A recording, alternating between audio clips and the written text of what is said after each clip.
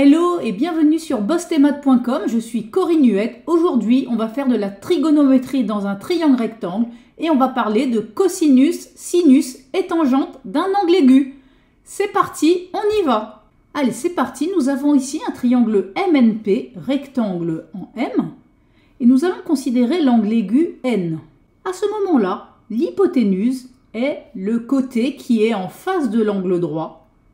Il s'agit donc du côté PN.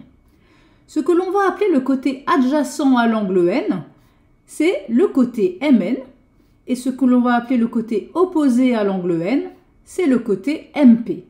À ce moment-là, le cosinus de l'angle N est égal au côté adjacent sur l'hypoténuse, c'est-à-dire la longueur MN sur la longueur PN. Le sinus de l'angle N est égal au côté opposé sur l'hypoténuse, c'est-à-dire la longueur MP sur la longueur PN. Et enfin, la tangente de l'angle N est égale au côté opposé sur le côté adjacent, c'est-à-dire la longueur MP sur la longueur MN. Ces trois formules de trigonométrie sont à apprendre par cœur, et voici un moyen ménotechnique pour t'en rappeler. SOHCAHTOA. Essaie de retenir ce message.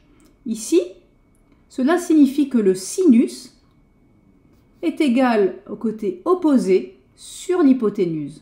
Donc ici, tu vois bien les trois lettres SOH. Puis, dans le message K, ça te permet de retenir que le cosinus est égal au côté adjacent sur l'hypoténuse. Et là, on voit bien les trois lettres CAH.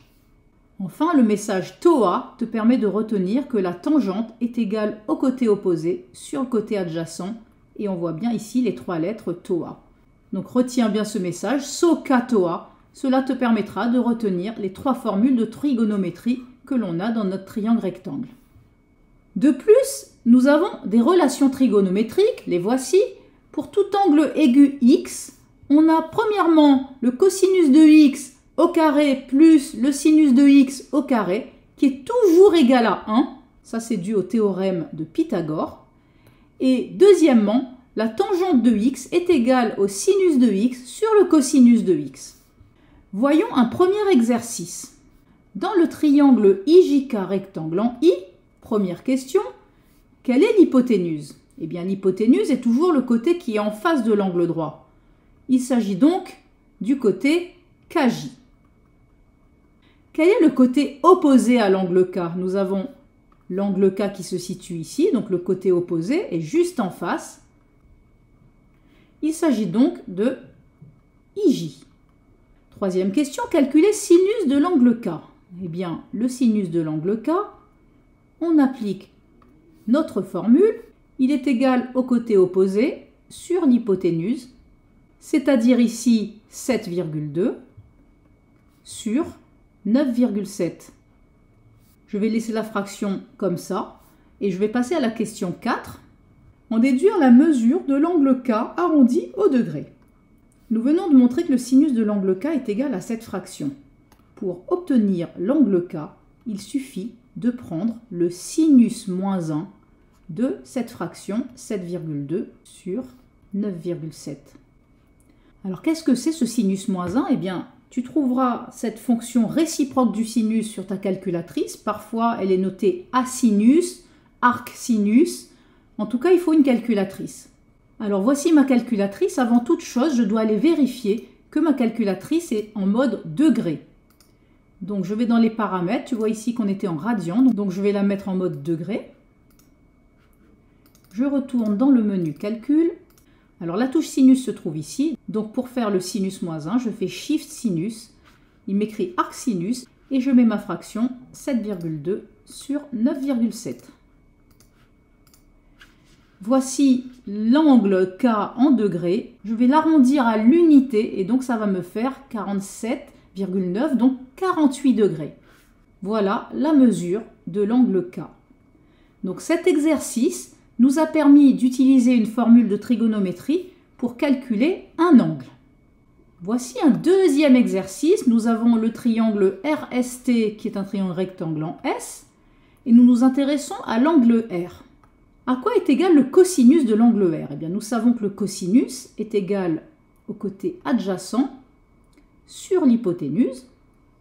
Ici, l'hypoténuse, c'est ce qui est en face de l'angle droit, donc c'est le côté RT. Et le côté adjacent à l'angle R, c'est le côté RS. Donc le cosinus de l'angle R est égal à RS sur RT. Et comment je vais m'en servir pour en déduire la longueur RS? Eh bien, dans la formule du cosinus, je vais remplacer tout ce que je connais par leur valeur. J'ai le cosinus de l'angle R que je connais qui fait 30 degrés. Donc le cosinus de 30 degrés est égal à la longueur RS que je ne connais pas sur la longueur RT qui vaut 7 cm. À ce moment-là, je vais faire une multiplication et cela va me donner RS égale 7 fois le cosinus de 30 degrés. Je prends ma calculatrice et je calcule 7 fois le cosinus de 30 degrés. Voilà la valeur du côté RS. Et comme je veux l'arrondir à l'unité, cela va me donner 6 cm. Voilà, donc le côté RS mesure environ 6 cm. Et ici, j'ai utilisé une formule de trigonométrie pour obtenir une longueur. Voici un troisième et dernier exercice. On nous dit que x est la mesure en degrés d'un angle aigu tel que le cosinus de x est égal à 0,6. Première question, calculer le sinus de x sans déterminer le nombre x. Pour cela, je vais utiliser la formule de trigonométrie cosinus de x au carré plus sinus de x au carré est égal à 1. Ceci va me donner cosinus de x qui vaut 0,6 au carré plus sinus de x que je ne connais pas au carré égale 1. 0,6 au carré, cela donne 0,36 plus le sinus de x au carré égale 1. Je continue, je vais donc avoir le sinus de x au carré qui est égal à, eh bien, le 0,36 va aller à droite du signe égal et cela va donc me donner 1 moins 0,36. J'ai donc le sinus de x au carré qui est égal à 0,64 et donc le sinus de x sera égal à la racine carrée de 0,64. J'obtiens donc sinus de x égale 0,8. Deuxième question, en déduire la valeur de tangente de x. Eh bien, on a vu tout à l'heure dans le cours que tangente de x était égale à sinus de x sur cosinus de x. Ceci nous donne donc sinus de x qui vaut 0,8 sur cosinus de x qui vaut 0,6. C'est donc égal à la fraction 8 sur 6 et si je simplifie par 2, cela me donne 4 tiers. Donc la tangente de x est égale à 4 sur 3. Voilà pour cet exercice où l'on a utilisé deux relations trigonométriques dans le triangle rectangle. Et voilà, tu connais désormais les formules de trigonométrie dans un triangle rectangle.